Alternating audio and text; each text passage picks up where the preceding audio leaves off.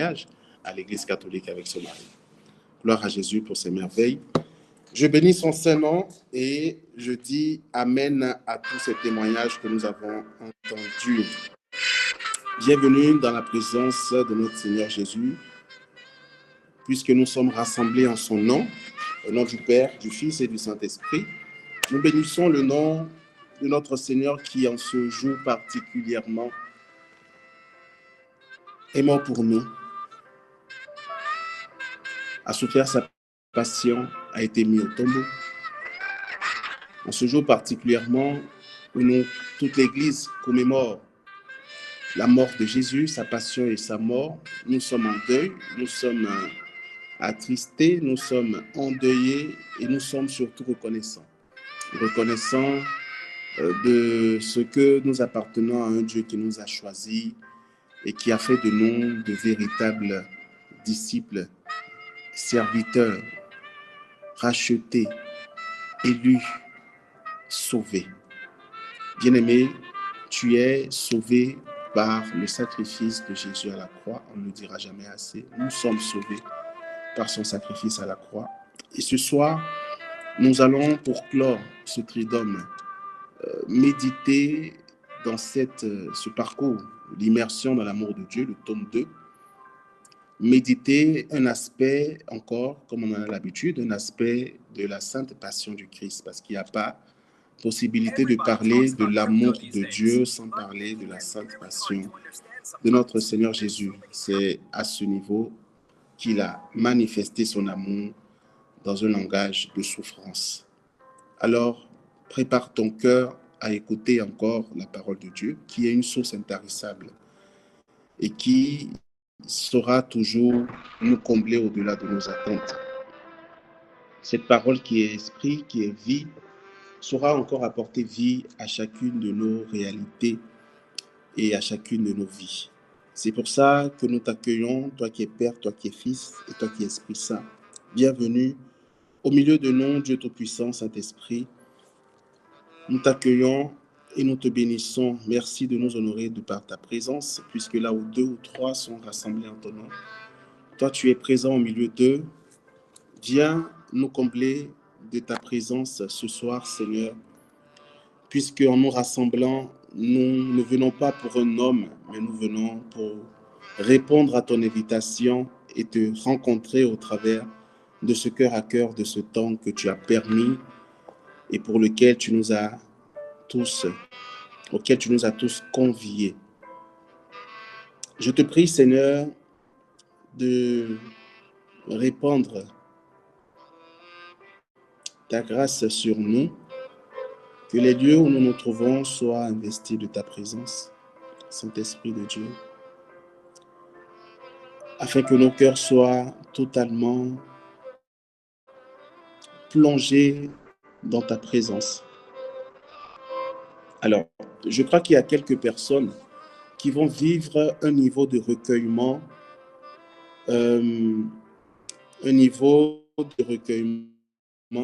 particulièrement, j'ai envie de dire, un niveau de recueillement que peut-être vous n'avez pas l'habitude de vivre ou que tu n'avais pas l'habitude de vivre. Un niveau de recueillement dans la prière peut-être que tu n'avais pas encore expérimenté jusque-là.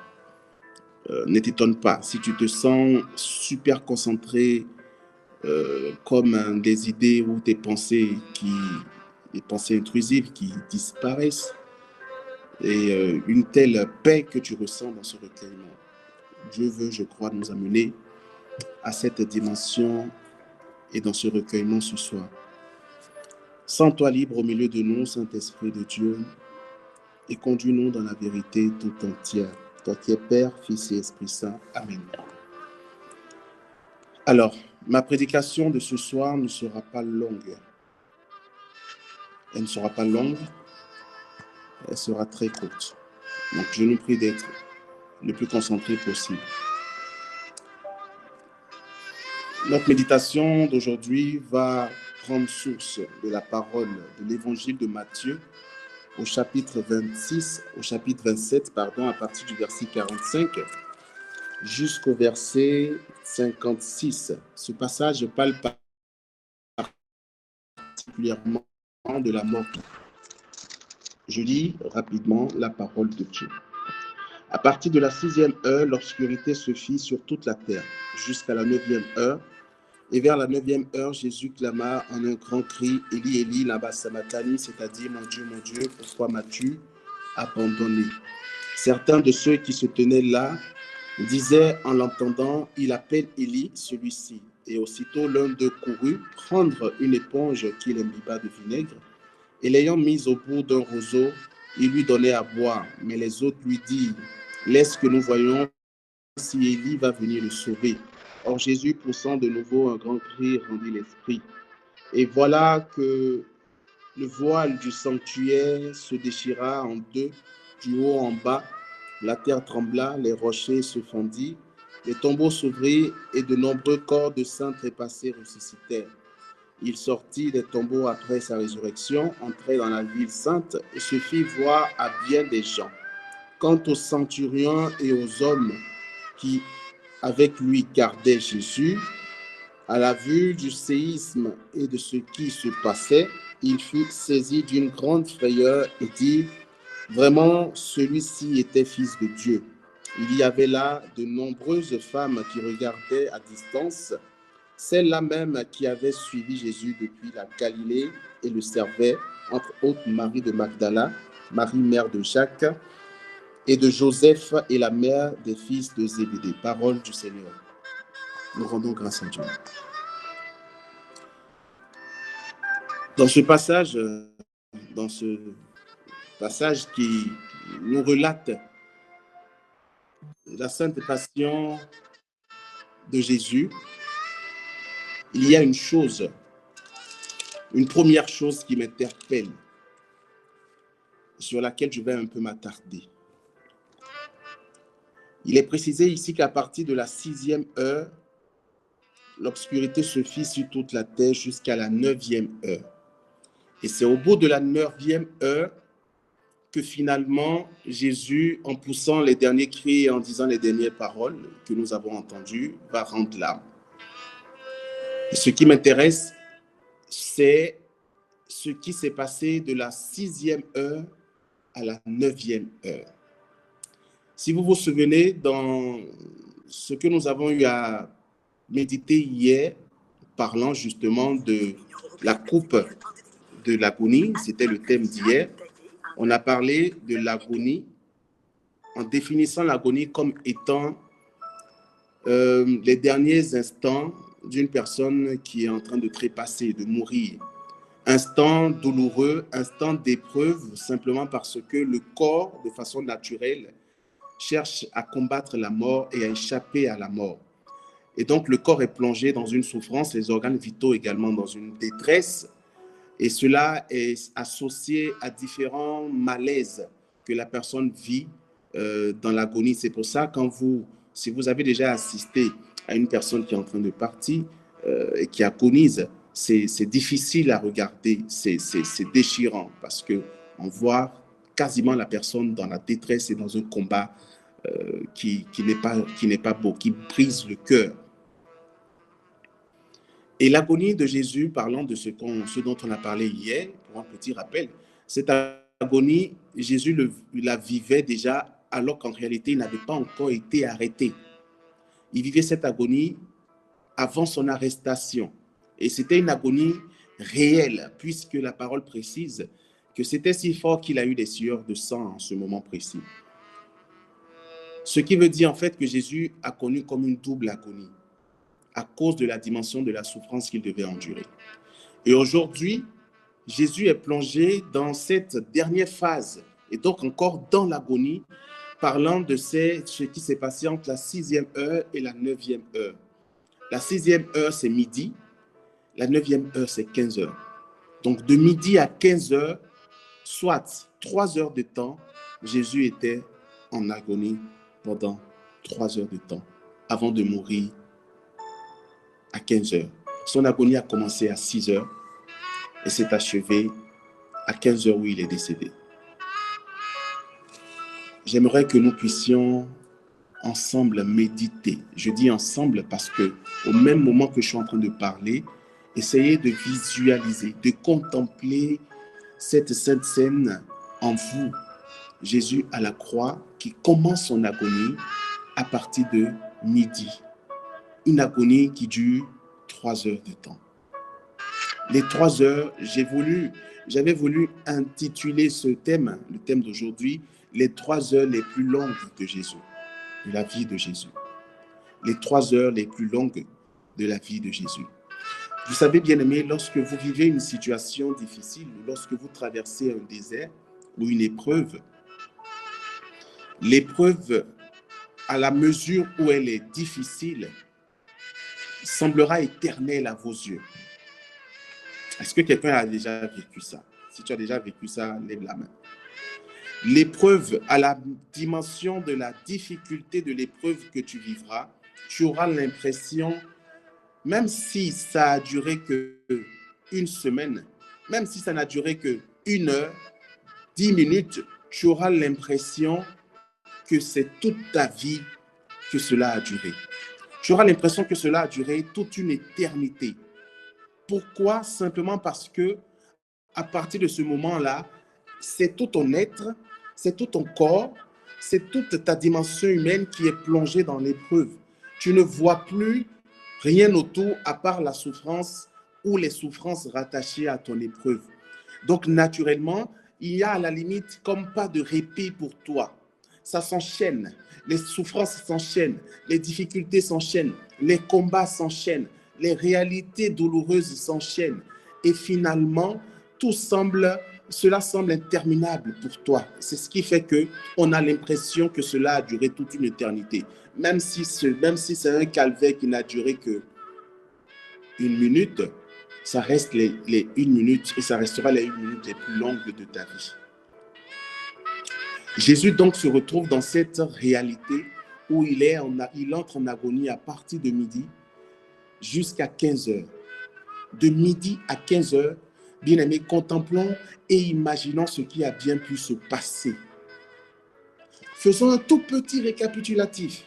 On a déjà vu Jésus pendant cette sainte passion, humilié, rejeté, toutes les blessures intérieures qu'il a pu connaître, les abandons, les rejets, etc., la flagellation, tout son corps déchiré par les coups, au point où, comme le dit Isaïe 53, il n'avait plus le visage, l'apparence d'un humain. On voit ce Jésus qui a porté sa croix, et cette croix a créé une autre blessure au niveau de l'épaule. Quand on sait que son corps était déjà blessé à cause des différentes flagellations, de la flagellation, et qu'à plus de ça, il porte un bois lourd et qu'il se retrouve obligé de marcher, de parcourir je ne sais combien de kilomètres pour pouvoir se retrouver à Golgotha, sans parler de la fatigue et des douleurs dans lesquelles son corps est plongé de la tête jusqu'aux pieds. Quand on pense aux couronnes d'épines qui ne laissent pas non plus sa tête dans la paix, mais qui plonge également sa tête dans des tourments et des souffrances inouïes. Quand on pense également au clou au niveau de ses mains, au niveau de ses pieds sur la croix, les scientifiques ont fait un travail et ont démontré que Jésus à la croix était dans une situation inconfortable parce que ses pieds, en fait, c'est son corps qui était cloué à la croix. Il n'y avait pas de support. C'était son corps qui était cloué à la croix. Ce qui fait que il ne pouvait pas prendre appui sur quelque chose pour pouvoir respirer, pour pouvoir au moins se poser. Tout son corps, étant déjà dans la souffrance, se retrouvant cloué à la croix, l'obligeait d'une certaine façon à prendre appui sur ses pieds pour pouvoir respirer un temps soit peu. Mais prendre appui sur ses pieds était activer davantage la douleur qu'il y avait au niveau de ses pieds, puisque ses pieds étaient cloués aussi à la croix. Finalement, Jésus va mourir par asphyxie. En fait, il a été étouffé de l'intérieur parce qu'il n'arrivait plus à respirer convenablement. Donc, toute cette détresse et cette souffrance, Jésus l'a vécu de midi à 15 heures.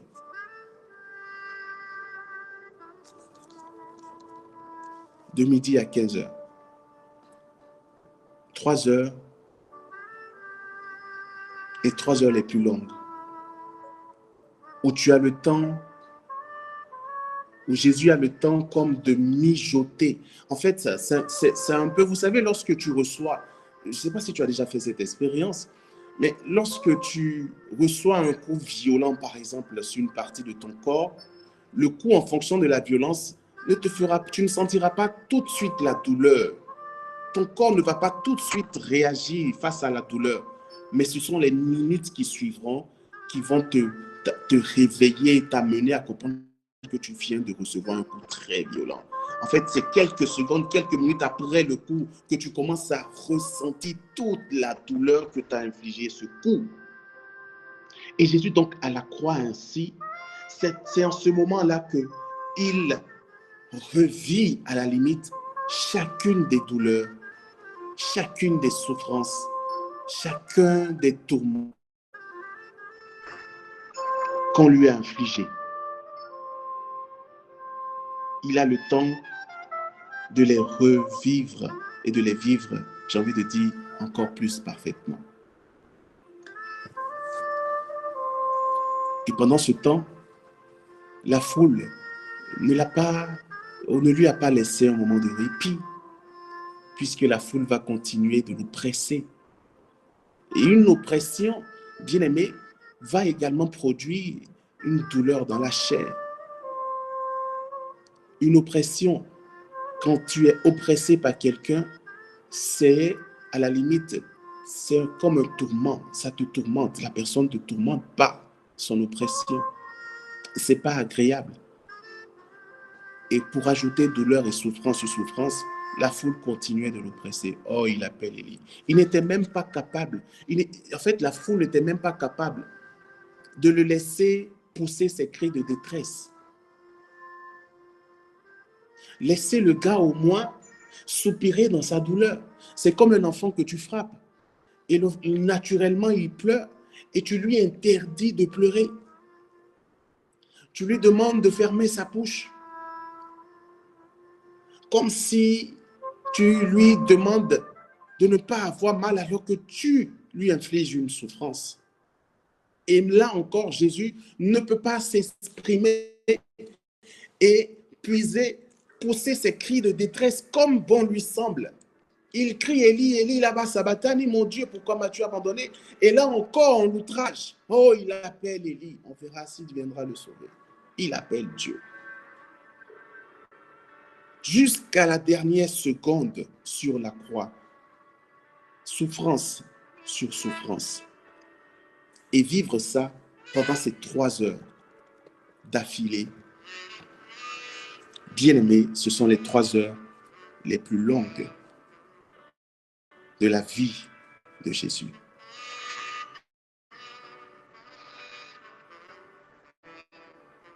Lorsque quelqu'un vit une mort qui s'achève rapidement, bien aimé, c'est mieux de vivre une mort qui commence et qui s'achève rapidement, où il n'y a pas un long temps d'agonie. Lorsque tu vis une mort, ou lorsque quelqu'un vit une mort qui n'est pas, qui s'achève ou qui conduit la personne de la mort aussi rapidement que la souffrance n'est commencée, bah, la personne n'a pas le temps de souffrir ou de beaucoup souffrir. Mais lorsque cette personne connaît une mort lente, oh, bien aimé, c'est une autre épreuve. Et moi, j'aimerais bien, c'est parce que j'aimerais bien m'attarder sur ces 3 et contempler Jésus dans cette agonie. Qu'est-ce qu'il vivait? Comment il avait mal? Je bénis le Seigneur. Je rends grâce à Jésus parce que je ne l'ai pas demandé, mais je pense avoir déjà fait ce témoignage. Pendant ce temps de carême, un des vendredis saints, alors que je faisais mon chemin de croix, comme tous les vendredis, voici que je dis une chose extraordinaire. qui m'a personnellement bouleversé ou davantage ouvert les yeux sur la souffrance du Christ, c'est que je faisais mon chapelet, je faisais mon chemin de croix normalement à la messe, à l'église, et au niveau de la 12e station, où on parle particulièrement de la mort de Jésus, dès que le prêtre annonce la 12e station, la mort de Jésus, je ne sais pas comment, pourquoi, je commence à ressentir un malaise que je ne saurais décrire. C'était comme un froid glacial au-dedans de moi. Et tout a commencé par le bas de mon corps. Le bas de mon corps était subitement super glacé. Je sentais ça comme si mon sang était glacé. Ça créait en moi un malaise, un inconfort pas possible. Et en quelques secondes, ça avait grossi en moi. Et je me sentais de plus en plus mal. À un moment donné, je me disais, mais qu'est-ce que j'ai? Je suis en train de faire un malaise. Je me disais ça pendant cette 12e station. Je me suis dit, bon, je vais sortir rapidement et le temps d'arriver au dehors parce que tu risques de tomber. Mieux tu restes ici et si tu tombes, au moins ceux qui sont autour de toi pourront essayer de t'aider ou t'envoyer à l'hôpital. Je me faisais cette réflexion parce que je n'arrivais plus à tenir debout. En moins d'une minute, mon état était passé d'un état normal à un état bizarre. Et là, j'étais en mode, waouh, je vais tomber, je vais tomber. Je m'attendais à tomber. Et c'est en ce moment que le prêtre finit la 12e station. Et dès l'instant où il finit la 12e station, je sens le malaise commencer à diminuer, à diminuer, à diminuer. Et là, le Seigneur me dit, en fait, ce n'était pas un malaise qui était rattaché à sa sainte passion, et particulièrement à la 12e station, parlant de sa mort. J'ai été agréablement surpris et en même temps choqué parce que ce que j'ai ressenti, je l'ai vécu peut-être à tout péter, peut-être 3 minutes. 3 minutes, je pense même que j'exagère un peu. 3 minutes, à vraiment grand max. Mais c'était si intense que j'ai cru que j'allais mourir. J'ai cru un instant que j'allais mourir.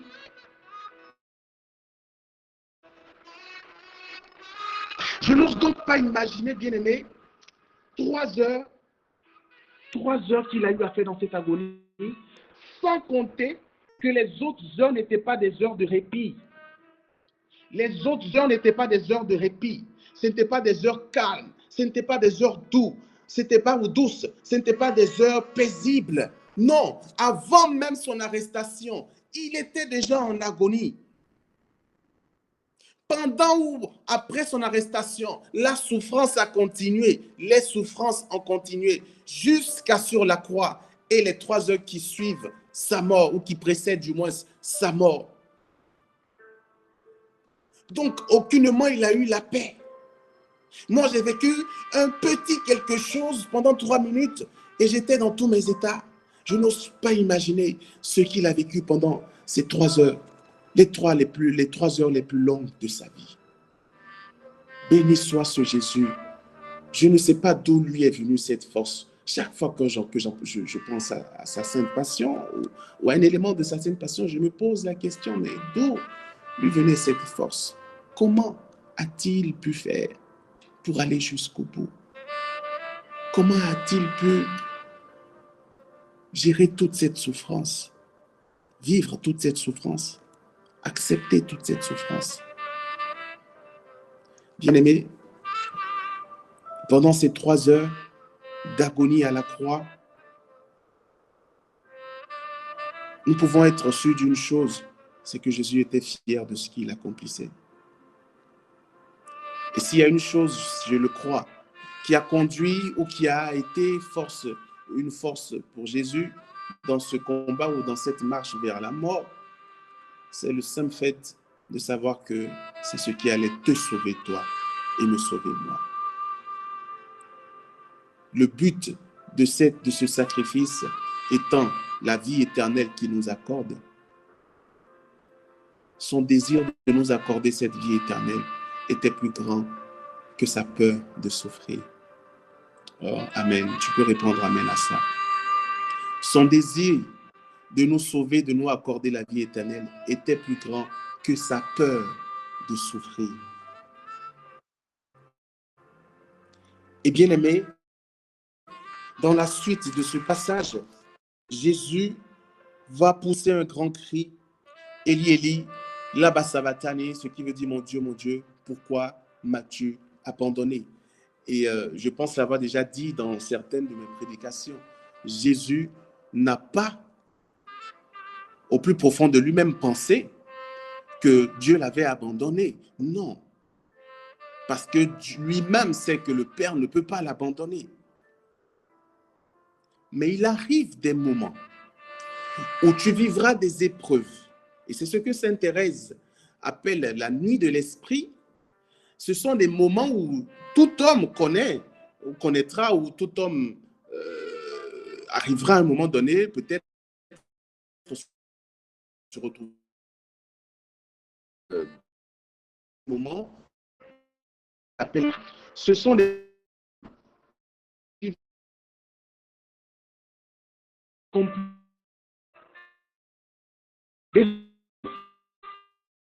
oui, pas possible que tu auras. Est-ce que vous me recevez? Est-ce que vous m'entendez?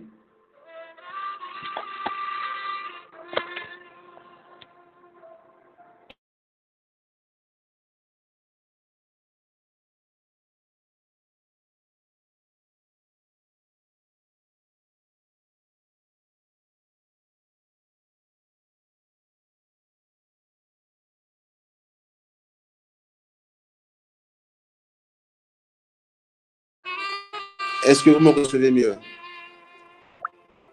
D'accord, gloire à Jésus. Alors, je disais que dans ces moments de détresse, d'agonie de Jésus, qu'il a connu de midi à 15 heures, il va pousser à partir de la 15e heure un cri, comme nous dit la parole, dans lequel il exprime, il dit Eli, Eli, lama sabachthani. Et j'expliquais que ce cri est un cri, comme la parole explique, qui voulait dire, ou dans lequel, plus du moins, il disait que Dieu l'avait, pourquoi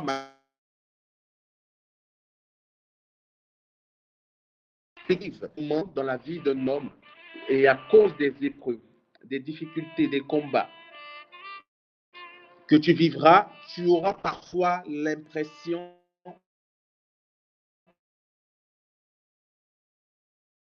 que ne sens pas la présence.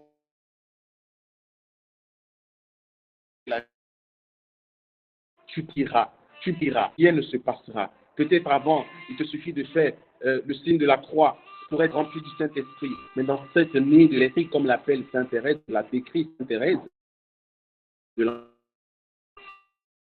l'Esprit où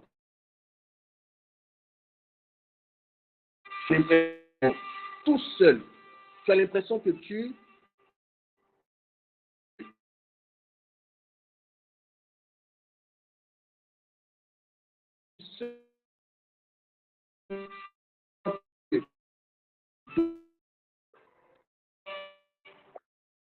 là.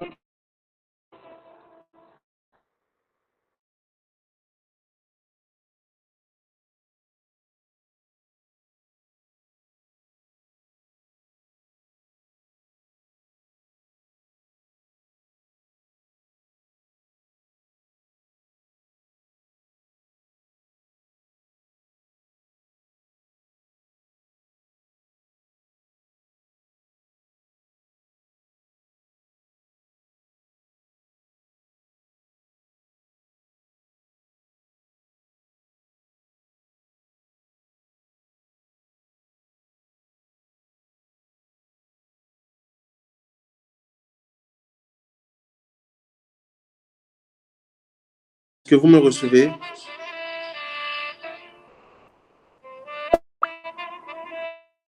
D'accord.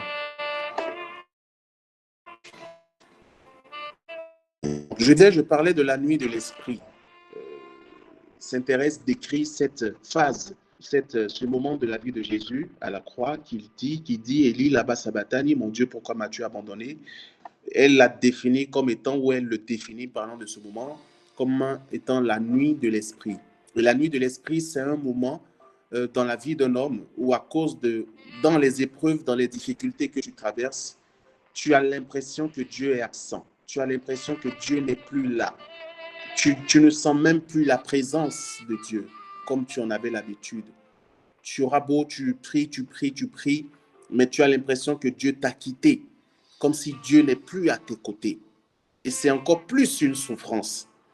Et à partir de ce moment-là, de façon charnelle, de façon humaine, tu vas parfois dire ou penser que Dieu t'a abandonné. La nuit de l'esprit, c'est une épreuve pour l'âme. Oh, bien-aimé, c'est une épreuve pour l'âme. Et ce cri de Jésus en dit long. Ce cri de Jésus en dit long. Jésus n'ignorait pas que Dieu était avec lui. Il sait très bien que le Père est avec lui. Il sait que le Père sera toujours avec lui. Il sait que Dieu va le glorifier. Il savait, il avait déjà annoncé aux disciples qu'il ressusciterait le 3e jour. Donc Dieu ne peut pas être absent. Amen. Mais, de façon humaine, la dimension de sa souffrance était si grande que de façon humaine, il a éprouvé comme l'impression que Dieu l'avait abandonné. En fait, ce n'est pas tant que Dieu l'a abandonné, mais c'est juste que il se sentait tellement dans la détresse, dans l'angoisse, dans la douleur, dans la souffrance, que ce niveau de souffrance donne l'impression que Dieu a abandonné. Oh, ça en dit long également sur la dimension de la souffrance. Mais bien aimé, d'un côté, tu peux contempler la dimension de la souffrance de Jésus, mais d'un autre côté, contemple également une autre réalité. C'est ce que Yahvé va dire à Jésus, ou plutôt va annoncer par la bouche de son prophète Isaïe au chapitre 52, à partir du verset 13, ce qui a fait objet de la première lecture aujourd'hui à la messe. Yahvé dit, « Voici que mon serviteur prospérera. Il grandira, s'élèvera, sera placé très haut, de même que des multitudes avaient été saisies d'épouvante à sa vue, car il n'avait plus figure humaine, et son apparence n'était plus celle d'un homme. De même, des multitudes de nations seront dans la stupéfaction pour avoir vu ce qui ne leur avait pas été raconté, pour avoir appris ce qu'ils n'avaient pas entendu dire. » Ah, Maranatha. Oh, bien-aimé, Yahvé annonçait déjà la dimension de la gloire, de l'élévation, de la croissance, de la prospérité de Jésus. La hauteur des hauteurs qu'il lui accordera. Il sera placé très haut. Voici que mon serviteur prospérera, il grandira, il s'élèvera. Et de même que des multitudes avaient été frappées d'épouvante, de même aussi cette multitude-là sera dans la stupéfaction parce qu'elle verra des choses, ou elles verront des choses que nul œil n'a jamais vues et que nulle oreille n'a jamais entendues. Mais bien aimé, à cette époque, nul œil n'avait jamais vu des cas de résurrection. Nulle oreille n'avait jamais entendu qu'une personne morte pouvait revenir à la vie. Et qu'il y avait quelque chose ou quelqu'un plus fort que la mort pour vaincre la mort. Oh, Maranatha.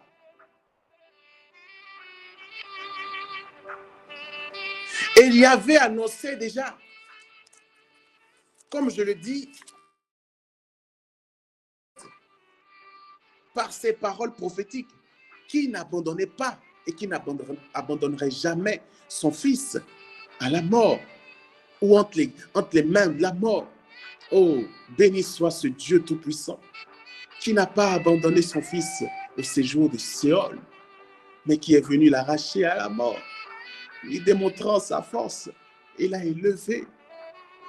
Il n'y a aucune réalité de ta vie, et je te l'annonce dans le nom de Jésus, qui pourrait empêcher Dieu d'être absent ou d'être plutôt présent dans ta vie. Il n'y a aucune souffrance, épreuve, tristesse, tourment, angoisse, et j'en passe, dans laquelle tu te trouveras. Peu importe ce que tu sentiras dans ta chair, dans ton corps et dans ton âme, et j'ai envie d'ajouter même ton esprit, il n'y a rien de toutes ces choses que tu pourras vivre comme épreuve dans lesquelles Dieu sera absent. Même si tu as l'impression que Dieu est absent, laisse-moi t'annoncer de la part du Seigneur que cette absence que tu soupçonnes n'est rien d'autre que la réelle présence de Dieu dans ta vie. Amen. L'absence ou le silence de Dieu parfois est égal à une dimension de sa présence. Tellement que Dieu est présent qu'il se fait silencieux. Amen. Tellement que Dieu est présent qu'il se fait, tu as l'impression qu'il est absent. Il n'est pas absent. Il est plus que présent. Son silence n'est pas synonyme de son absence, mais son silence est une autre dimension de sa présence. Ah, est-ce que tu as compris quelque chose dans ce que je suis en train de dire? Si tu as compris, normalement, tu commences à ouvrir ton micro pour me donner un amen. Bien aimé, répondons amen. Ainsi soit-il. C'est ce que veut dire amen. Amen. Dieu n'est pas absent de ta vie et ne sera jamais absent de ta vie. Même si tu te retrouves dans une situation, une épreuve tellement difficile que comme Jésus, tu dis, oh mon Dieu, pourquoi m'as-tu abandonné? Sache une chose, que derrière, Dieu est en train de murmurer à tes oreilles, voici que mon serviteur, que ma servante prospérera, il ou elle grandira, s'élèvera, oh oui, il ou elle sera placé très haut. De même que des multitudes avaient été saisies d'épouvante, de même que des multitudes se moquaient de toi, te disaient, mais que toi, c'est quel Dieu, toi, tu adores même là, et puis on ne voit pas le changement dans ta vie. C'est quel Dieu que tu adores, et puis quand on dit cotisation, même là, tu ne peux même pas envoyer ta part. C'est quel Dieu que tu adores, et puis quand on te regarde, tu fais pitié comme ça. Oui, laisse les gens regarder la dimension et contempler la dimension de la pitié, rattachée à la dimension de la souffrance que Dieu permet dans ta vie pour pouvoir glorifier son nom et t'élever pour que cette même multitude-là soit confondue et couverte de honte.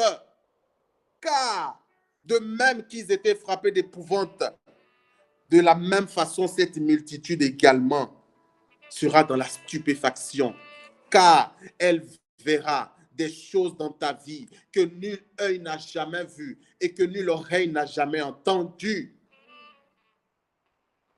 que Dieu est en train de préparer dans le secret pour toi. Bien-aimé, tout a été accompli pour toi et moi. Laisse-moi te dire quelque chose. Ce ne sont pas tes efforts qui vont t'amener là. C'est la grâce de Dieu. Grâce qui nous a été donnée par Jésus-Christ et au travers de cette souffrance que nous contemplons.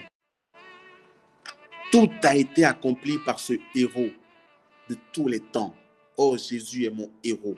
Tout a été accompli par ce héros de tous les temps qu'on appelle Jésus.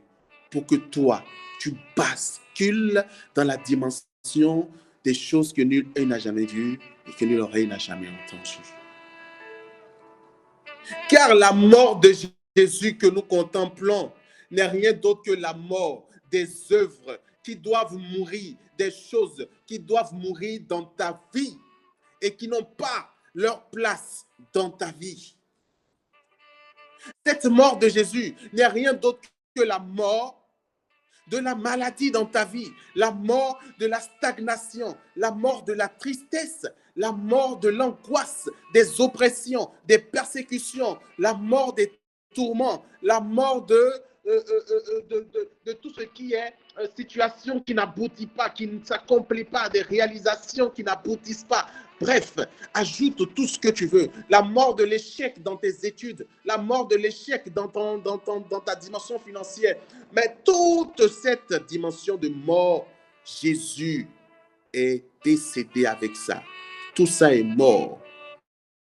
Pour toi. Tout ça est mort. Jésus est mort avec tout ça pour toi. Dès l'instant où tu appartiens à Jésus, que tu confesses le nom de Jésus comme Seigneur et Sauveur, oh bien-aimé, la mort de Jésus devient ta victoire. Oh oui, nous contemplons la mort du Christ et nous avons mal. Mais à côté, contemplons au travers de cette mort la victoire qu'il nous accorde. Nous sommes à la veille de la Pâque, où nous allons jubiler. Ce ne sont pas des danses juste folkloriques comme ça ou des danses pour faire genre. Non, nous célébrons la victoire du Christ dans ma vie. Je célèbre et je vais bientôt célébrer la victoire de Jésus dans ma vie. Tu vas bientôt célébrer cette victoire, mais Dieu te donne déjà de contempler ce que cette victoire lui a coûté. Souffrance, difficulté, épreuve, sans faille. Dimension intense de la souffrance comme aucun homme n'a jamais connu.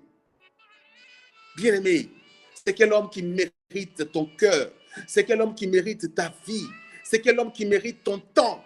C'est quel homme qui mérite ta patience? Qui mérite ton écoute? Qui mérite que tu le regardes? C'est quel homme qui mérite que tu te concentres sur lui? C'est quel homme qui mérite que ton cœur lui appartienne, si ce n'est le nom de Jésus-Christ de Nazareth? Bien-aimés, abandonnons les vaines choses de la vie. Abandonnons les choses qui ne nous apportent absolument rien dans ce monde, mais qui nous tirent en arrière. Abandonnons les hommes, abandonnons les personnes, abandonnons les garçons, les filles, les je ne sais qui d'autres, qui sont des occasions de chute pour nous et qui sont justement des personnes qui nous tirent vers le bas. Abandonnons les réalités, la recherche de biens, de toutes sortes de choses qui ne nous apportera pas la vie éternelle. La vaine gloire de ce monde, Dieu nous donnera la gloire et une gloire qui surpasse celle de ce monde, car ce monde passera, ciel et terre ne passeront, mais la parole de Dieu ne passera pas. Le royaume de Dieu ne passera pas. La gloire de Dieu ne passera pas. Les bénédictions de Dieu ne passeront pas. La vie de Dieu ne passera pas. Elle demeure pour toujours, car Dieu est éternel. Qui mérite ton cœur si ce n'est Jésus? Qui mérite ton attention si ce n'est Jésus? Qui mérite, bien-aimé, notre amour si ce n'est Jésus? Lorsque Jésus a poussé ce cri, lorsque vous courez, pour ceux qui ont déjà fait du sport, qui font le sport, vous allez remarquer que quand vous êtes beaucoup essoufflé ou que vous dépensez de l'énergie, même si ce n'est pas le sport que tu as fait le ménage et que tu as beaucoup dépensé de l'énergie, à un moment donné, tu éprouves naturellement une soif. Parce que ton corps ayant transpiré, tu as besoin de t'hydrater pour que justement ton corps récupère ce qu'il a perdu en eau. Et Jésus se retrouve dans ce besoin, et c'est du vinaigre qu'on lui offre. Si ce n'est ajouter encore souffrance sur ses souffrances. Et Jésus va pousser encore une fois un autre cri. J'aurais pu aussi nommer, ou plutôt donner comme thème à ce troisième cri d'homme, le cri de la victoire. Parce que le deuxième cri de Jésus est le cri au travers duquel il a rendu l'âme. Ce cri-là, c'est un cri qui venait de ses entrailles. Là, c'était la fin. C'est un cri de détresse, bien-aimé. C'est un cri de détresse. La parole ne dit pas qu'il a soupiré. Soupirer, c'est que il a poussé un cri. Et pas un petit cri. Or, Jésus poussant de nouveau un grand cri, rendit l'esprit. Un grand cri. Là, il allait puiser dans le peu de force qui ne lui restait même plus. Et il pousse un grand cri et il s'éteint dans ce cri. Oh Seigneur Jésus, Rabashanta Yaso, les brochata kinta yabababaso, les kotosha les brasanta ki yabaso, renta yabaso tokite les bosa, kanta yebe seke les bosha, les kete yabababaso korebra yabaso, oh talabasonta yekende les boso. Kinte yabaso toleba, parle en langue si tu parles en langue de là où tu te trouves. Élève la voix, commence à prier. Rekoto shaye brosoto rikanta yabaso. Kandala soto yabraché. Le cri que Jésus a poussé, le grand cri que Jésus a poussé, est un cri semblable au cri du victorieux. C'est le cri du combattant qui vient de vaincre, qui vient de gagner la bataille de sa vie. Ce n'est pas un cri, c'est à la fois un cri de détresse, mais un cri de victoire. Un cri de victoire, une victoire éternelle. Et le cri a la dimension de la victoire. Que ce n'est pas un petit cri, et c'est un grand cri. Frères et sœurs, ce cri dans ma vie retentit et retentira toujours devant le trône de Dieu. Le cri que Jésus a poussé avant de rendre l'âme est un cri qui retentira toujours et qui est toujours en train de retentir dans ma vie parce que je fais partie de ceux pour qui Jésus est mort à la croix. Tu fais partie de ceux pour qui Jésus est mort à la croix. Tu fais partie de celles pour qui Jésus est mort à la croix. Et ayant poussé ce cri de victoire, il t'annonçait déjà, il nous annonçait déjà les plus que vainqueurs qu'il fait de nous. Ma victoire ne dépend pas de moi. Ma victoire dépend de Jésus qui me l'a obtenue par son sacrifice à la croix. Mon élévation ne dépend pas de mes efforts. Oh, la bénédiction de Dieu, c'est ce qui enrichit. Et elle ne se fait suivre d'aucun chagrin, dit l'Éternel. Ayabaso. Ma délivrance ne dépend pas de mes efforts, du nombre d'heures que je fais dans la prière ou des belles paroles que je libère quand je prie. Oh, ma délivrance, c'est ma libération. Vient de ce cri que Jésus a poussé en rendant l'âme après avoir accompli tout ce qui était nécessaire pour moi. J'attends la mort en face. J'attends la maladie en face. J'attends les persécuteurs en face. J'attends l'ennemi en face. Je suis déjà victorieux en toutes ces choses par celui qui m'a aimé. Tu es déjà bien aimé, victorieux et victorieuse en Jésus-Christ qui t'a accordé toutes ces réalités. Bien-aimé, prenons conscience de l'œuvre de la croix et de la puissance de l'amour de Dieu manifesté par Jésus-Christ au travers de cette œuvre à la croix. Je disais à quelqu'un aujourd'hui que la puissance, et c'est ça le thème d'aujourd'hui, la puissance de l'amour de Dieu est semblable à la puissance, pas semblable, est égale à la puissance du Saint-Esprit. Lorsqu'on parle de la puissance de Dieu, en réalité, c'est une puissance qui se manifeste dans l'amour que Dieu a manifesté pour nous. Bien-aimé, il n'y a pas de dimension de la puissance de l'Esprit ou de Dieu qui soit hors contexte de l'amour de Dieu. L'amour de Dieu est une puissance. Alléluia.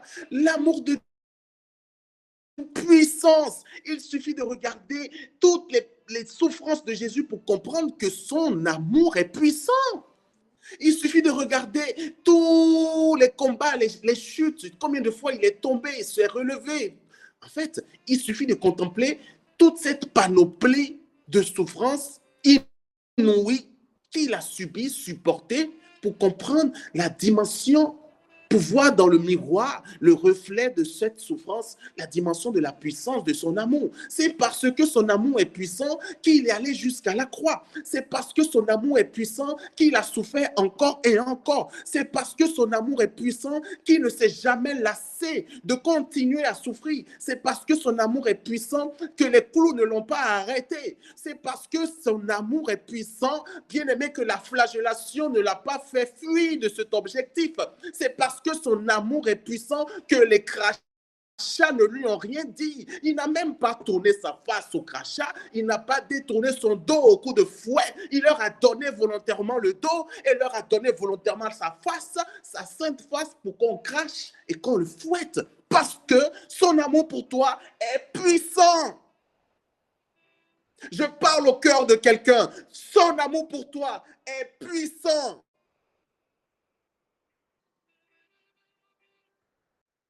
Et c'est cette puissance de cet amour qu'il a manifesté ainsi par sa sainte passion jusqu'à sa mort, que nous expérimentons dans la dimension des différents miracles que nous avons dans notre vie, peu importe financièrement parlant ou par rapport à la maladie.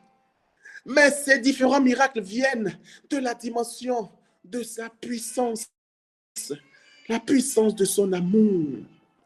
Bien-aimé, l'amour de Dieu est une puissance incommensurable, une puissance qui dévore, une puissance qui consume, une puissance qui ne peut, que nul ne peut retenir, même pas la mort, même pas la mort, même pas tes péchés, même pas mes péchés. Rien ne peut retenir l'amour de Dieu. L'amour de Dieu est trop puissant. Oh Seigneur Jésus, gloire à la puissance de ton amour. Gloire à la puissance de ton amour. Et une telle puissance, une telle réalité, une telle vérité, une telle grâce dans ma vie, comment peut-elle ne pas me donner de porter les fruits que Dieu veut que je porte? Aïe, aïe, aïe.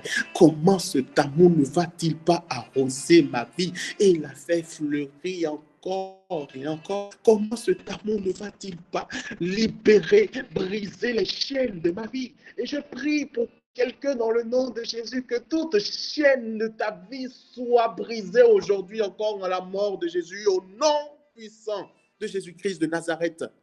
Que tout lien qui te maintenait encore captif, que ce soit les liens du péché, ou que ce soit les liens des œuvres démoniaques, des présences démoniaques, que ce soit les liens de toutes les entités du monde entier qui puissent exister, qui malmènent ta vie dans le nom de Jésus par la puissance de sa passion, sa sainte passion et sa mort. Je proclame et déclare maintenant que tu es libre. Le cri qu'il a poussé maintenant retentit dans l'univers visible et invisible. Et ce cri qui retentit dans l'univers visible et invisible vient témoigner qu'il a payé le prix pour toi. La terre a été prise à témoin. Le ciel a été pris à témoin. Dans ce cri, Jésus disait, j'ai accompli ça pour mon fils tant, pour ma fille telle. Je l'ai libéré, cette victoire, cette libération, cette délivrance, cette vie éternelle, cette conversion, cette élévation, cette croissance, etc. C'est pour mon fils. Et c'est le cri que je pousse, le cri de la victoire. Le ciel a entendu ce cri. La terre a entendu ce cri. Même les rochers ont entendu ce cri. L'univers tout entier a entendu ce cri. Bien-aimé, toute la création sait que Jésus est mort pour toi. Parce que quand il a poussé ce cri, la parole de Dieu nous précise que le ciel s'est obscurci. Ah, mais le ciel s'est obscurci parce que le ciel a été témoin de sa mort. Mort qui a été la libération, la victoire qu'il nous accorde. Cette mort, ce n'est pas pour lui d'abord, c'est pour moi. C'est même pas pour lui, c'est pour nous. Si le ciel s'est obscurci, c'est parce que le ciel a été témoin de l'œuvre ultime qu'il a accomplie à la croix pour toi. L'univers a été témoin de l'œuvre qu'il a accomplie pour toi. Pourquoi trembles-tu, frère? Pourquoi trembles-tu, sœur? Pourquoi t'inquiètes-tu? alors que tout l'univers a été témoin et a même témoigné. Non seulement ils ont été témoins, mais ils ont témoigné. Le ciel a témoigné, car le ciel, il était 15 heures, mais le ciel s'est obscurci. La nuit est tombée en plein jour, des choses que nul œil n'a jamais vues et que nulle oreille n'a jamais entendues. Alléluia. Oh, Maranatha. Bien-aimé, il y a eu la nuit, le jour. La nuit a pris le jour a pris le deuil.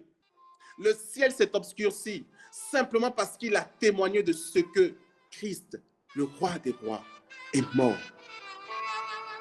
L'univers a été endeuillé et le ciel a été endeuillé. Mais dans ce deuil, il y a la reconnaissance de ce que si Jésus est mort, c'est pour toi. Si Jésus est mort, c'est pour nous. À partir de cet instant, cet même univers-là est déjà témoin de l'œuvre que Jésus a accomplie pour moi. Et quand je commande au nom de Jésus, même l'univers est obligé d'obéir. L'univers même a été témoin. Je commande dans le nom de Jésus, au ciel et à la terre, qui ont été témoins de la mort de Jésus, au point de manifester ces manifestations, j'ai envie de dire, surnaturelles, pour prendre ce deuil-là. Je déclare dans le nom puissant de Jésus que l'univers tout entier maintenant se mette en mouvement pour apporter à chacune de nos vies les grâces nécessaires pour notre gloire, pour notre élévation, pour notre croissance, pour notre libération, pour notre délivrance, pour toutes sortes de guérisons et de salut pour nos vies au nom puissant de Jésus-Christ de Nazareth. Ce même ciel et cette même terre, la terre aussi a tremblé. Il n'y a pas que le soleil ou le ciel qui s'est obscurci. La terre aussi a tremblé et la terre aussi a été témoin. Quand la terre tremble au moment où Jésus rend l'âme, ça veut dire que la terre qui doit recevoir Jésus en son sein ne se sent même pas digne. Elle a tremblé. Elle sait qu'elle doit recevoir le corps de celui qui l'a créé. Elle a tremblé. Comment vais-je faire pour recevoir le corps de celui qui m'a créé? Elle aussi, elle est endeuillée. Cette même terre, dans le nom de Jésus, qu'elle vomisse tout ce qui avait été avalé ou enterré sous terre à cause des rituels, à cause des œuvres démoniaques, à cause de la magie, à cause de la sorcellerie qui avait été faite dans la vie de quelqu'un ici présent ou qui entendra cet enseignement, écoutera cette prédication, cette prière dans le nom de Jésus de Nazareth. Cette même terre, qu'elle tremble et qu'elle vomisse tout ce qui vous appartient. De la même façon que la terre a tremblé et qu'elle a reçu en son sein le corps de Jésus qui est ressuscité, qui va ressusciter le troisième jour et qui est déjà ressuscité, je proclame et je déclare dans le nom puissant de Jésus, cette même terre vomisse ce qui vous appartient et nous appartient au nom de Jésus et qui avait été monopolisé dans toute œuvre de sorcellerie. Car Jésus a fait de toi plus que vainqueur par lui qui t'a aimé. Ouvre ton micro et donne-moi un amen. Commence à applaudir le Seigneur pendant 1 minute, s'il te plaît. Amen. Amen. Amen. Amen. Amen.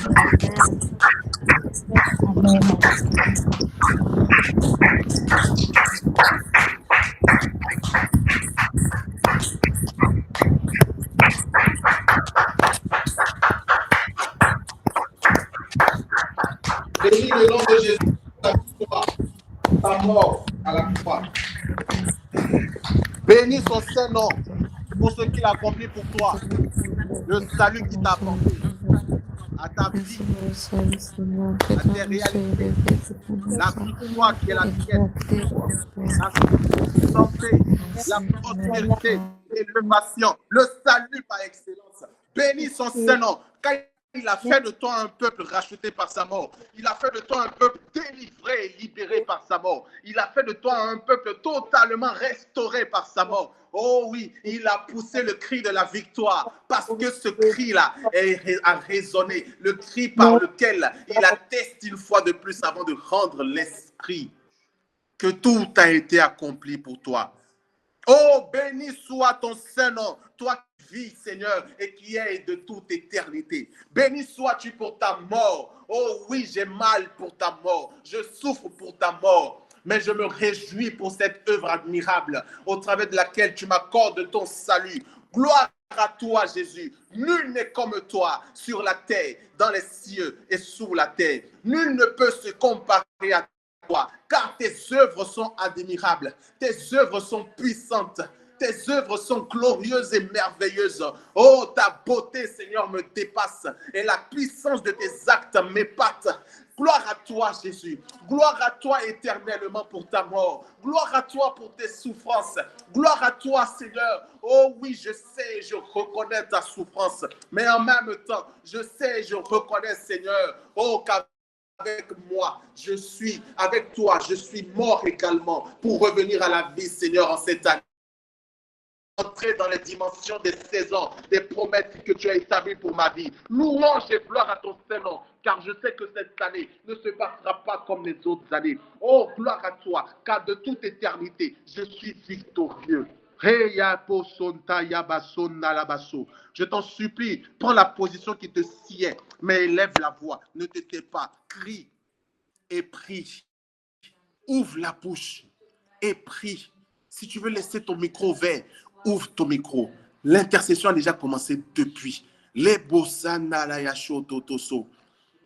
Les koto rebrakanta yabaso les bonta yababa. Les yaso tokete les boshana la baso. Rekete soto tosha yababa sonne le yatinta yaso. Lenta yaso kotosha yababa. Le nolobo chante le bosoto, le kataya kante le boso. Rekete sondo lobo shaya baba so.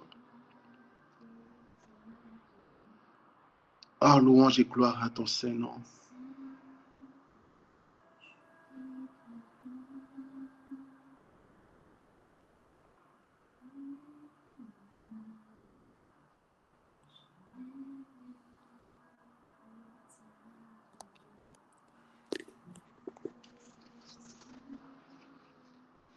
Tu mérites la gloire et tout honneur. J'élève mes mains pour t'adorer et je bénis ton Saint-Nom. Tu mérites la gloire et tout honneur. J'élève les mains pour t'adorer et je bénis ton Saint-Nom, car tu es grand, tu fais de si grands miracles. Il n'y a pas de Dieu comme toi. Il n'y a pas de Dieu comme toi. Oui, tu es grand, tu fais de si grands miracles. Il n'y a pas de Dieu comme toi. Nul n'est comparable à toi. Jésus, je viens à toi. Tu mérites la gloire et tout honneur. Oh, j'élève mes mains pour t'adorer et je bénis ton Saint-Nom. Tu es grand, tu fais de si grands miracles. Il n'y a pas de Dieu comme toi. Oh, il n'y a pas de Dieu comme toi. Oui, tu es grand. Tu fais de si grands miracles. Il n'y a pas de Dieu comme toi. Nul n'est comparable à toi. Alors, j'ai à cœur, bien-aimé, qu'on fasse une prière. On va se repositionner pour le Seigneur. On va refaire le choix de Jésus aujourd'hui. Le choix d'abandonner nos mauvaises voies, nos péchés. Le choix de le mettre davantage au centre de nos vies et de lui donner la place qu'il n'avait peut-être encore pas. Et toute la place s'il n'avait pas toute la place. Nous allons proclamer, confesser son nom comme Seigneur et Sauveur et lui dire que nous lui appartenons et lui rendre grâce pour l'œuvre de la croix qu'il nous a accordée et que nous méditons encore en ce vendredi saint. Chacun va le faire. Élève la voix de ton côté et prie. Seigneur, je te bénis et je te loue. Je te rends grâce et je reconnais que tu es le Fils, l'unique engendré. Tu es Dieu et tu es celui qui a payé le prix à la croix pour moi, afin que je sois sauvé. Aujourd'hui encore devant mes frères et sœurs, je prends la résolution de quitter mes mauvaises voies, de fuir le péché, de me désolidariser de tout ce qui ne t'honore pas et de toute vie qui ne confesse pas le nom de Jésus, pour me placer, me positionner, Seigneur, sous ton autorité. Je prends la et je choisis, Seigneur, aujourd'hui de te suivre, de répondre à ton appel. Oh, et d'être ton disciple. Oui, je sais que ta grâce va me soutenir. Je sais que ta grâce est déjà en mouvement et disponible pour moi. Même si j'ai encore des péchés dans lesquels je suis. Seigneur, je déclare et je confesse que ta grâce me suffit et est suffisante pour que je sois libéré de cela. Je confesse et je déclare que spirituellement, Seigneur, tu m'as déjà libéré des péchés qui m'enchaînaient encore autrefois, alors que j'étais encore dans le monde et dans le péché. Mais aujourd'hui, par ta mort et ce cri de victoire, oui, Seigneur, je confesse et je déclare que j'ai été libéré et délivré de tout lien du péché et de tout lien, Seigneur, d'esprit qui ne confesse pas ton nom. Et ce soir, Seigneur, je décide de te suivre, moi, Thierry Zinsou Arnaud Maouno. Je t'appartiens et je fais le choix de Jésus-Christ de Nazareth. Oh, celui qui a tout créé par sa parole, le Dieu, l'unique, le véritable, l'agneau immolé pour me sauver et me donner la vie. Seigneur, je t'appartiens. À tout jamais, je t'appartiens. Et encore ce soir, je veux te redonner la place qui t'est due. Prends toute la place dans ma vie. Prends toute la place dans mon cœur. Prends toute la place dans ma maison. Prends toute la place dans mes activités. Prends toute la place dans mon foyer. Prends toute la place dans mon ministère. Prends toute la place dans tous les aspects de ma vie, Seigneur. Car toi seul me suffit. Toi seul me suffit. Toi seul, Seigneur, me suffit. Je te bénis et je te loue pour ce que tu as encore fait pour moi aujourd'hui. Que toute la gloire te revienne. L'honneur, la puissance et la majesté. Pour les siècles des siècles.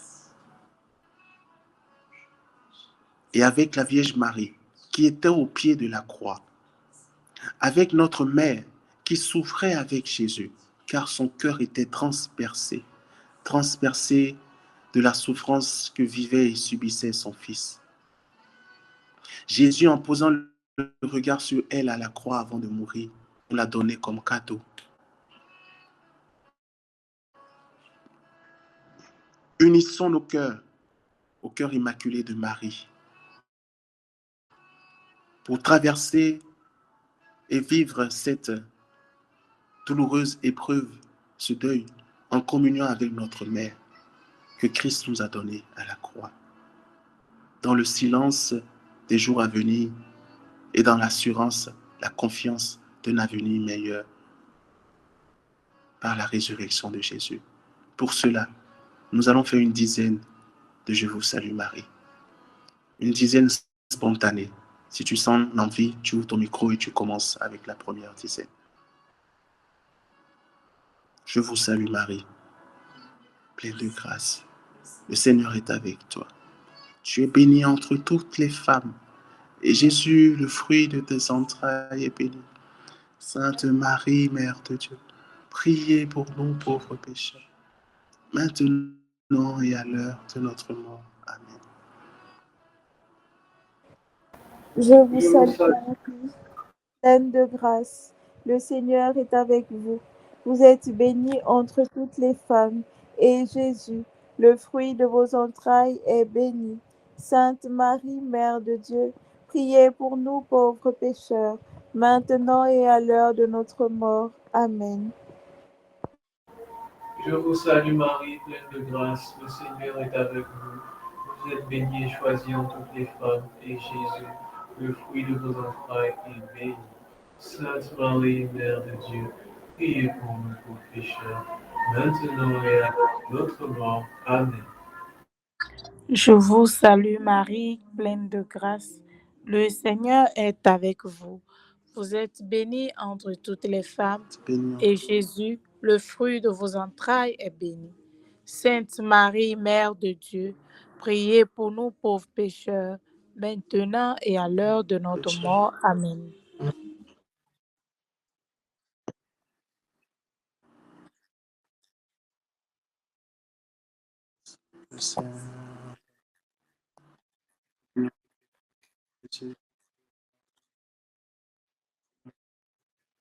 Priez. Je vous salue Marie, pleine de grâce, le Seigneur est avec vous. Vous êtes bénie entre toutes les femmes, et Jésus, le fruit de vos entrailles, est béni. Sainte Marie, Mère de Dieu, priez pour nous pauvres pécheurs, maintenant et à l'heure de notre mort. Amen. Je vous salue, Maman Marie, comblée de grâce, le Seigneur est avec vous. Vous êtes bénie et choisie entre toutes les femmes, et Jésus, le fruit de vos entrailles, est béni. Sainte Marie, Mère de Dieu, priez pour nous pauvres pécheurs, maintenant et à l'heure de notre mort. Amen. Amen. Non, vas-y, termine. Je vous salue Marie, pleine de grâce, le Seigneur est avec vous. Vous êtes bénie entre toutes les femmes, et Jésus, le fruit de vos entrailles, est béni. Sainte Marie, Mère de Dieu, priez pour nous pauvres pécheurs, maintenant et à l'heure de notre mort. Amen. Que toute la gloire soit rendue au Père, au Fils et au Saint-Esprit, comme il était au commencement, maintenant et toujours, et dans les siècles des siècles. Amen. Merci Seigneur pour ce temps, béni sois-tu, pour ce que tu nous as donné comme nourriture ce soir et pour tes œuvres dans nos vies. Louange et gloire à ton Saint-Nom. Pour terminer ce moment, est-ce qu'il y a des personnes qui souhaitent rendre grâce à Dieu? Est-ce qu'il y a des personnes qui ont été bénies par ce temps ou qui ont vécu quelque chose particulièrement et qui souhaitent partager en guise de témoignage? Rapidement, s'il vous plaît.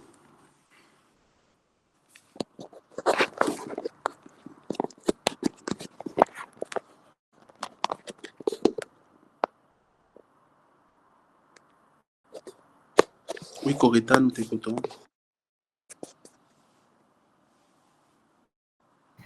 Shalom, shalom. Je voulais avant tout dire merci à Dieu parce que déjà pour ce temps de carême, j'ai jamais eu à faire le carême. Du coup, Dieu m'a vraiment donné la force pour aller jusqu'au bout. Donc, je voulais lui rendre grâce. Deuxièmement, Dieu a fait une grande grâce dans ma famille. Il y avait une sœur à moi. Bon, on peut dire qu'elle était stérile et tout, mais elle a accouché d'une petite fille en ce mois d'avril. Donc, je vais rendre grâce à Dieu pour ce miracle. Et aussi, le premier jour du Triduum, j'étais vraiment bénie. Bon, j'avais pas eu le temps de témoigner, mais j'étais vraiment bénie. La parole que le berger a dit m'a vraiment touchée. J'étais du genre à me définir à travers mes erreurs. Je me basais trop sur mes erreurs et tout. mais la parole que le berger a libérée m'a vraiment touchée et j'ai vraiment senti un soulagement dans mon cœur. Et ce tridon m'a vraiment fait du bien. Donc, je rends grâce à Dieu pour tous ses bienfaits dans ma vie. Merci. Amen. Merci beaucoup, Coretta. Dieu te bénisse pour tes témoignages. Gloire à Jésus et qu'il continue encore et encore à remplir, combler ta vie de lui et de ses grâces. Merci beaucoup. Qui d'autre veut rendre grâce à Dieu? Si tu veux rendre grâce à Dieu, tu ouvres ton micro. On va y aller un peu rapidement, s'il vous plaît. Je voulais rendre grâce déjà pour la vie que Dieu nous donne parce que c'est une grâce vraiment immense d'être en vie, de pouvoir adorer le Seigneur. Je lui rends grâce parce qu'il y a beaucoup de paroles que le berger a dites ce soir qui m'ont touchée également. Quand il a dit que des fois nous vivons des épreuves, mais le Seigneur est tellement présent que sa présence se fait silencieuse. Ça a vraiment été un rappel pour moi, pour me rappeler que même lorsque je pense que Dieu est loin de moi, qu'il ne m'écoute pas, que j'ai cette sensation qu'il s'est tellement éloigné de moi que mes prières ne sont pas exaucées, il est toujours présent dans le silence et il se fait même d'ailleurs plus présent de moi. Pour moi, donc, je rends grâce également pour la vie du berger, pour toutes les grâces et pour tout ce que le Seigneur fait de bien et de beau dans nos vies. Amen. Merci beaucoup, Nadia. Dieu te bénisse pour tes témoignages. Et gloire à Dieu pour ce qu'il t'a donné ce soir de contempler et de recevoir. Que cela produise beaucoup de fruits dans ta vie au nom de Jésus. Qui d'autre veut rendre grâce à Dieu? Tu ouvres ton micro rapidement et tu bénis le nom de Jésus.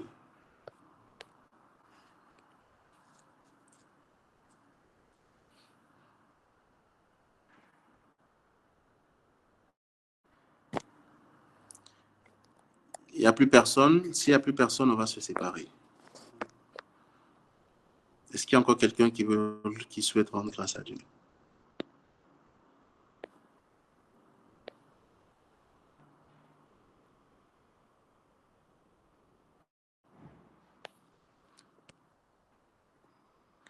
Ok, s'il n'y a plus personne, donc je vous souhaite une bonne traversée de Pâques et bonne fête par anticipation.